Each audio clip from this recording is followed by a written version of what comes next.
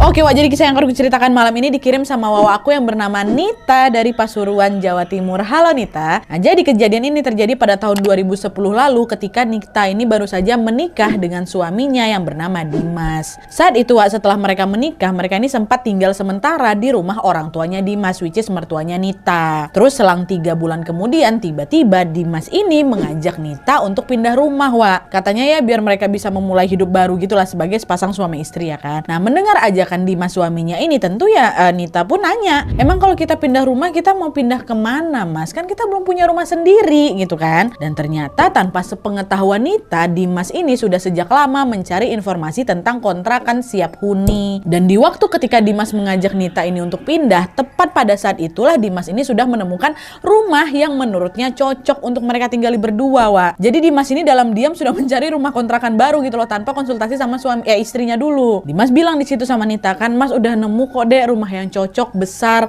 dan lokasinya juga nggak jauh kok dari rumah mama katanya. Jadi walaupun kita nanti udah tinggal berdua aja, kita masih bisa jengukin orang tua karena memang kan jaraknya deket, kata si mas Dimas. Sebetulnya Nita ini belum pernah Wak melihat rumah yang akan mereka tinggali ini secara langsung, karena kan selama ini Dimas yang nyari informasi kontrakan ini sendirian kan Wak. Tapi karena pada saat itu Nita melihat Dimas ini sangat antusias mengajaknya pindah rumah, akhirnya Nita pun ya udah cuma bisa mengiyakan lah, dia turut sama suaminya. Dah tuh kan, singkat cerita Nita sama Dimas pun akhirnya pindahlah itu Wak ke kontrakan baru ini. Dan ketika Nita akhirnya melihat rumah tersebut, ternyata kondisinya memang persis seperti yang dikatakan sama Dimas kemarin Wak. Lokasi rumah kontrakan ini memang tidak jauh dari rumah mertuanya, masih satu kawasan gitulah. Hanya saja yang berbeda adalah rumah mertuanya itu terletak tepat di jalan raya, di pinggir jalan raya, sedangkan kontrakan baru mereka ini berada menyendiri di paling ujung gang.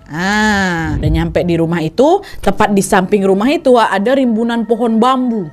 Pohon bambu nih yang lebat tuh, ya kan? Sekeliling rumah itu masih dipenuhi oleh ladang dan juga kebun. Serta di bagian belakang rumah ada sebuah sungai yang berukuran cukup lebar, dan di seberang sungai itu ada makam kuno Wak, yang tembok pembatas makam tuh hampir roboh gara-gara apa? Udah temakan usia. Lapuk apa itu tembok tuh. Jadi ini rumah dia, belakangnya ada sungai, ya ini makam kuno tuh. Ya, kebayang ya. Nah, ketika Nita pertama kali datang ke sana, kesan pertama yang dia rasakan apa Wak? Suasana di sekitar rumah itu menyeramkan kali. Nah, dia nggak ada enak-enak.